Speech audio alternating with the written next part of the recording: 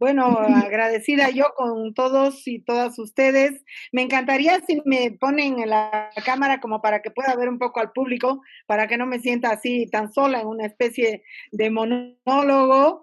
Quiero saludar a la gente que está allí. Para mí es una alegría importante estar en una librería.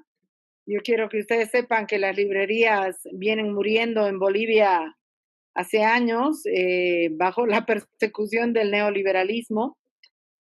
Y bueno, saludarles con un graffiti. Yo soy, entre otras cosas, grafitera. La nueva normalidad es la vieja sumisión. La nueva normalidad es el viejo colonialismo. Quiero decirles que yo estoy ahorita sentada hablándoles desde La Paz, Bolivia, y quiero pedirles en ese sentido, de alguna manera, entre disculpas y permiso, para compartir con ustedes algo que yo llamaría un dibujo libre, ¿no? Es como pensar en voz alta lo que voy a compartir con ustedes, porque no es precisamente una conferencia extraordinariamente preparada, puesto que en Bolivia creando yo particularmente y la situación en general del país está en un estado de brutal emergencia y de brutal exposición a muchas formas de violencia, con lo cual lo que yo estoy haciendo es un paréntesis entre medio de muchas actividades y lo que tengo son unos apuntes a mano alzada para poder compartir con ustedes. En esos apuntes a mano alzada me gustaría plantearles primero una introducción que está basada en 5 puntos y luego un conjunto de propuestas, porque siempre tengo digamos, tengo la buena mala costumbre de acabar con propuestas. Porque además hablo con mucha frecuencia con el público en muchas partes, pero por supuesto que en Bolivia también, y a mí me encanta la fuerza, la candidez de la gente que levanta la mano y dice, ¿y la propuesta? Bueno, entonces, ya con tanto vicio de que la gente demanda propuestas, pero yo me voy a lanzar también a dividir este encuentro con ustedes en dos. Una introducción con 5 elementos y unas propuestas con 4 elementos, siempre hablando de que este es un dibujo a mano alzada, de que esto es como pensar en voz alta. Algunas cosas son más básicas, más elementales que otras, pero también yo soy muy, por mucho que estemos en una librería, yo soy muy aficionada a que también hay que poner algunas cosas, por muy básicas que sean, una y otra vez, sobre todo para no olvidarlas. Lo primero, yo no sé si ustedes creen que estamos en una post-pandemia o si ustedes creen que lo que hemos enfrentado como mundo o como sistema es una pandemia. Por lo menos con esa cantaleta nos han venido bombardeando mediáticamente. Yo no soy una negacionista de los elementos que constituyen lo que puede ser una pandemia, pero de ninguna manera me quedo ni satisfecha ni de ninguna manera como parte de un coro que dice que es una pandemia. La pandemia puede que así sea, pero al mismo tiempo directamente el capitalismo en su fase de ecocidio decantado completamente. Y lo que estamos viviendo es la pandemia como consecuencia y no como causa. ¿Sí? Esto me parece importante. O sea, la pandemia es una consecuencia de un modelo planetario colonial capitalista, es una consecuencia y no una causa, y al mismo tiempo se convierte en una causa que produce un conjunto de consecuencias. Puede ser muy elemental esto que estoy diciendo, pero creo que no debemos olvidarlo, porque en el análisis no debemos confundir las causas que producen la pandemia con las consecuencias que produce la pandemia. Primera cosa. Ahora, ¿Frente a qué estamos y cómo lo interpretamos? ¿Con qué instrumentos, con qué categorías, con qué visión le enfrentamos? Primero que estamos ante un acontecimiento planetario de carácter político, de carácter político. Tanto en sus causas como en sus consecuencias, la pandemia no es algo que se va a resolver en un laboratorio de microbiología, como tampoco es algo que se haya producido en un laboratorio de microbiología. Entonces, la pandemia nos plantea o se presenta como un hecho político de carácter planetario. Al ser un hecho político de carácter planetario, ¿cuál sería, con qué herramientas interpretamos este hecho político? Y ahí yo quiero plantear que las herramientas más comunes, las herramientas más inmediatas que han estado además circulando en muchas sociedades son, bueno, la derecha y la izquierda, ¿no? Cómo lee esto la derecha y cómo lee esto la izquierda, y estoy de acuerdo con cómo lo lee la izquierda o en desacuerdo con esto o en desacuerdo con cómo lo lee la derecha.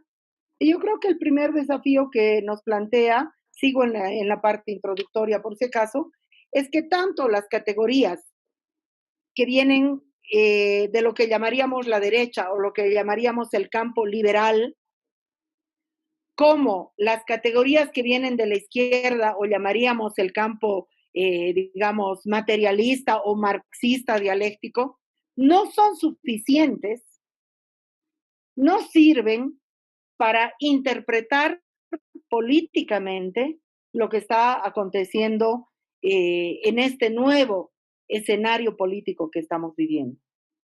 No es que yo estoy diciendo, bueno, no hay derecha y no hay izquierda en la sólita postura que en realidad encubre detrás una visión derechista. Si no estoy diciendo que ambos cuerpos de categorías se caen porque no sirven para interpretar. Tercer elemento introductivo que me gustaría plantear es el hecho de que en este campo político yo además lo que veo es una suerte de reposicionamiento a escala mundial, de reposicionamiento del fascismo,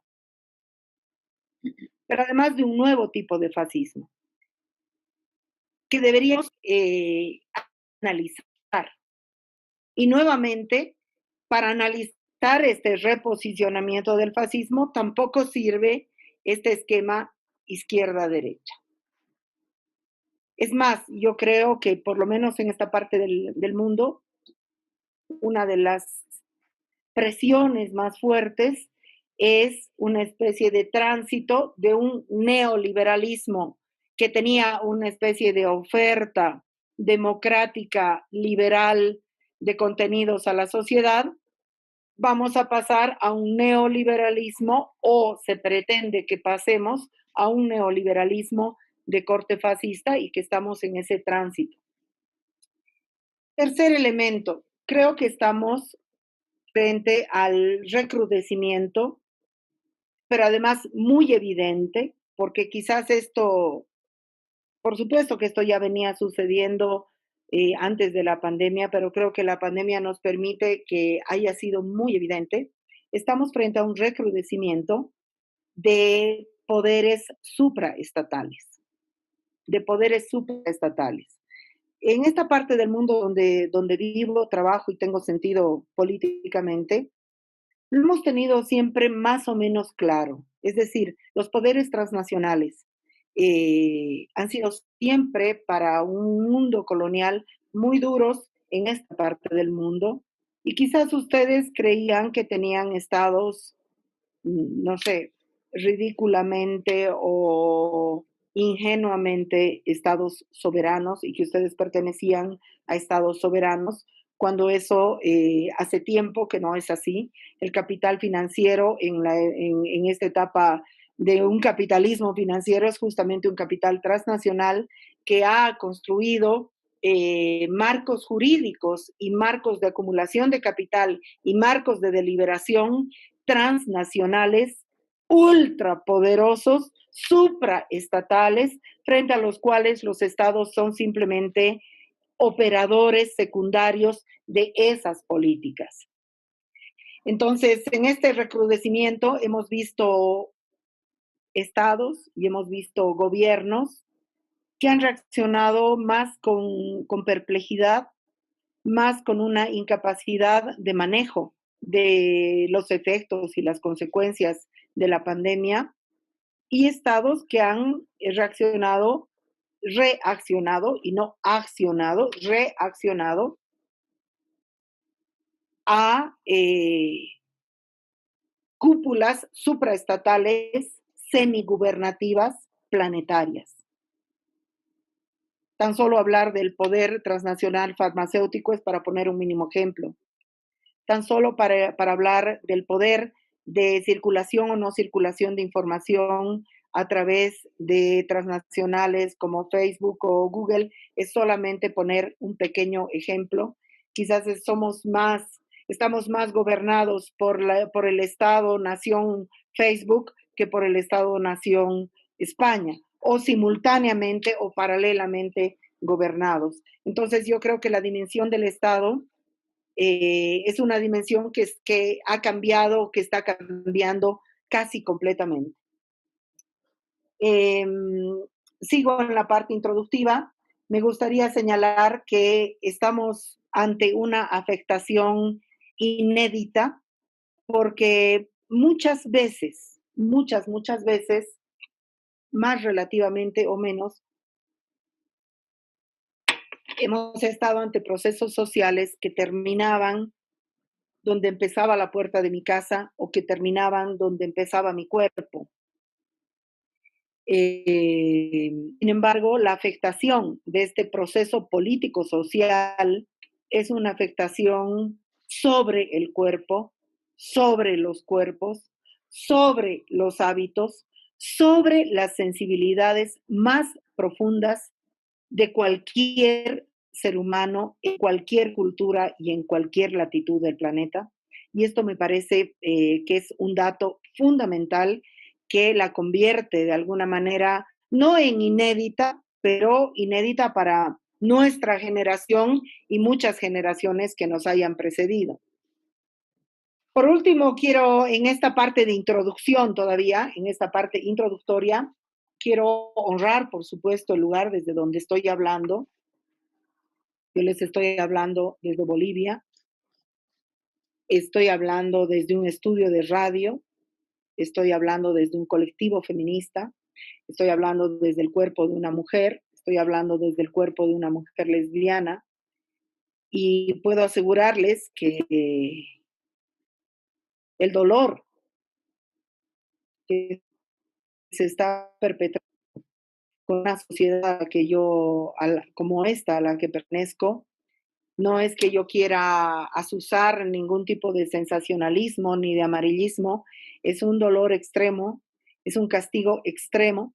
En referencia a la región y a Bolivia, yo escribí que estamos atravesando 5 pandemias: la pandemia del coronavirus, la pandemia de la corrupción, puesto que los estados se han dedicado completamente eh, a la especulación con las necesidades de la población, la pandemia del fascismo, puesto que se ha aprovechado la pandemia para insuflar sentimientos fanáticos, lecturas completamente fanáticas de corte religioso fundamentalista cristiano sobre las causas de la pandemia, que estamos viviendo una pandemia de la pobreza, de una pobreza insostenible, insoportable, y por supuesto la pandemia de la violencia machista.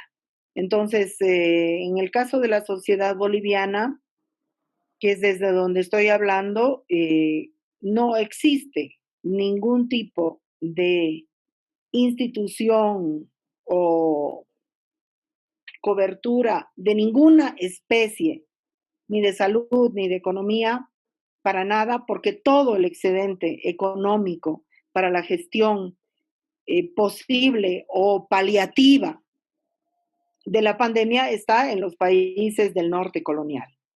En los países del sur no existe el excedente posible dentro de los estados que son estados coloniales. Esa sería la parte de introducción para decir, bueno, ¿qué terreno estamos pisando? ¿Dónde estamos pisando? ¿De qué estamos hablando? Porque yo creo que es importante saber de qué estamos hablando, por si acaso me estoy acompañando con unas hojitas de coca, que hasta ahora son lo más digestivo y delicioso que puede haber. Y ahora quisiera plantear las propuestas, que son también propuestas bastante generales y que son 4 grupos de propuestas, porque frente a esto, y entonces, ¿qué hacemos? Apaga la luz y vámonos, y a ver, vamos a ver si nos vamos a salvar o no nos vamos a salvar y de qué nos vamos a salvar. Entonces, la primera propuesta tiene que ver con este análisis de que las categorías que vienen del liberalismo o las categorías que vienen del marxismo no nos sirven para la interpretación del terreno que estamos pisando. Ahí yo creo que emergen, no es que emergen como no, emergen como campo imprescindible para la intervención y desarrollo de propuestas, 3 vertientes ideológicas, filosóficas y políticas muy importantes que a mi modo de ver son 3 vertientes ya definitivamente imprescindibles que no, que no pueden ser digeridas por el progresismo y que no pueden ser digeridas ni por lo que se llama convencionalmente izquierda, ni por lo que se llama convencionalmente derecha, porque pertenecen a matrices filosóficas diferentes. Entonces, esas vertientes son la vertiente de la descolonización, la vertiente de la despatriarcalización, que quizás no están muy familiarizados, pero yo en torno de la despatriarcalización, yo soy autora de la tesis de la despatriarcalización, que es una categoría que está viajando bastante, nutriendo muchos feminismos, pero la despatriarcalización vinculada a todo lo que ha removido el conjunto de los feminismos, y la tercera vertiente sería la vertiente ecológico-animalista, como las 3 vertientes políticas, filosóficas e ideológicas, desde donde se pueden construir instrumentos, desde donde se pueden recuperar categorías, estrategias de lucha y un nuevo sujeto político, eh, abrir esperanza, para abrir futuro y para abrir lucha.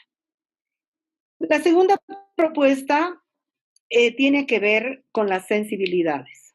Yo había hablado de que esta pandemia, de manera quizás inédita, por lo menos en este último tiempo, es una pandemia que ha afectado los cuerpos y las sensibilidades más intrínsecas y más subjetivas de las personas. Y ahí yo creo que cualquier propuesta política, cualquier propuesta de lucha, cualquier propuesta de debate, tiene que tocar el conjunto de las sensibilidades que han sido afectadas por este gran evento planetario. ¿Cuáles son esas sensibilidades? Yo no voy a hacer una enumeración. Prácticamente han sido afectadas hasta el cuerpo en su totalidad y el relacionamiento del cuerpo y su subjetividad en su totalidad. Pero, por ejemplo, algo sobre lo cual estoy trabajando y estoy trabajando intensamente en Bolivia es la sensibilidad de la pérdida, la sensibilidad de la muerte, la sensibilidad en relación al funeral, la necesidad de elaborar esa pérdida. A mí me parece, no sé si llamar ridículo, no sé si llamar narcótico, la forma como, por ejemplo, en la sociedad española se ha trabajado de cara a la sociedad la pérdida. Cómo el Estado ha manejado la pérdida, em, no sé, con rituales patéticos, por llamarlo de la menor manera, con rituales patéticos, con rituales estatales más bien fetichistas que no permiten a la sociedad elaborar la pérdida. La pérdida y la muerte, la pérdida, el luto y la muerte. Y desde mi punto de vista, por ejemplo, desde la sociedad donde yo estoy, si tú no elaboras la pérdida, el luto y la muerte, ese, ese shock emocional solamente se puede traducir en violencia. Solamente se puede traducir en violencia. Entonces creo que las luchas deberían trabajar o deberíamos trabajar ese elemento. El segundo elemento de la subjetividad en el cual yo estoy trabajando y he trabajado mucho y por supuesto voy a seguir trabajando es el tema del miedo, la cuestión del miedo, el miedo al otro, el otro como portador de condón, el otro como portador, el otro como aquel del que me tengo que distanciar, el otro, la otra, que además está cargada en este momento de fascistización, ese otro es aquel indeseable. Ese otro va a ser el extranjero, ese otro va a ser la negra, ese otro va a ser la trabajadora del hogar, ese otro va a ser la mujer en prostitución, ese otro va a ser la persona trans. Es decir, una especie de justificación fascista, perdón, de justificación para el fascismo a partir del miedo al otro como un miedo higiénicamente legítimo, sanitariamente bioseguro. Creo que tenemos que trabajar las sensibilidades en relación a todo el léxico que ha desplegado la pandemia, que además les digo que es un léxico planetario. Por ejemplo, en lo que se llama bioseguridad o distanciamiento social, etcétera, etcétera. Y el último campo en el cual fijo la cuestión de las sensibilidades, pero por supuesto de ninguna manera creo que se agotan. Creo que va a ser muy interesante cuando otros y otras interlocutoras vayan planteando y abriendo más este gran segundo campo de propuestas que es muy importante, pero el tercero es el placer y la fiesta, el placer, la fiesta y el deseo.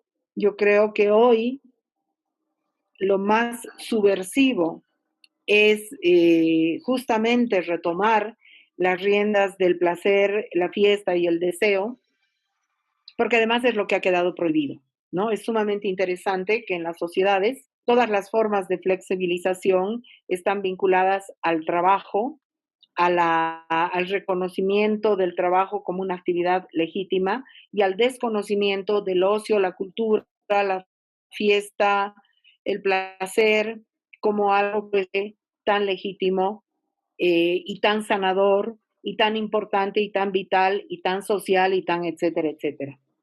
Entonces, mi segunda propuesta tiene que ver con el gran universo de las sensibilidades. La tercera propuesta tiene que ver con la redefinición del campo político. Es decir, de alguna manera esta pandemia nos exige, quizás los movimientos de descolonización, de despatriarcalización y ecologista, animalistas, lo teníamos bastante claro, pero creo que esto es una clarificación al conjunto de la sociedad. Es decir, el campo político de ninguna manera está restringido o encuadrado en lo que es el poder de la gestión del Estado, en lo que es las elecciones, en lo que es, no sé, el debate entre un partido político y otro. Es decir, esas estructuras son estructuras y ese campo es un campo, primero que esas estructuras, llámese por ejemplo partido político, son estructuras prácticamente caducas.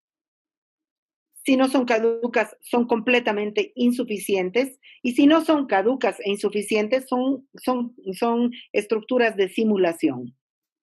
El campo político está en el cotidiano, el campo político está en la calle, el campo político está en otro lugar que ya no es simplemente la relación con el Estado. Varios organismos internacionales están planteando que la solución a esto es una renta básica. No es que yo esté en desacuerdo con una renta básica. De ya, creo que ustedes están prácticamente accediendo a una renta básica, no lo sé muy bien, no sé si es la propaganda. Y aquí es que no lo tenemos ni para soñarlo, ¿no? Aquí no existe ni seguro universal de salud. Pero nos están dando, nos están volviendo a meter como en una especie de corral. Y yo creo que hay que salir de ese corral. Y para salir de ese corral es necesario redefinir el campo político. ¿Cuál es el campo político? Probablemente en España haga falta un nuevo 15M, pero ya. Activar un nuevo 15M, pero ya. Y eso tiene que ver con las sensibilidades. Es decir, yo creo que la pandemia, como ha afectado las sensibilidades más profundas de la sociedad, esta afectación tiene que ver con una sensibilización. Si no, ustedes probablemente ni me hubieran llamado ni yo hubiera atendido la llamada si no fuera la situación precisamente en la que estamos. Entonces, vuelvo a la redefinición del campo político. Es un campo político que va más allá del diálogo con el Estado, que va más allá de la demanda al Estado o del reclamo o la queja al Estado. Hay que trascender de la demanda a la formulación de utopía. Eso es algo que en lo cual yo estoy trabajando ya hace mucho tiempo, antes de la pandemia, pero creo que todo este proceso político me ratifica muchísimo en que estamos en un momento de formulación de utopías. Una de las respuestas, y aquí voy a la última propuesta, una de las respuestas estatales más fuertes, y esto sí a nivel probablemente planetario,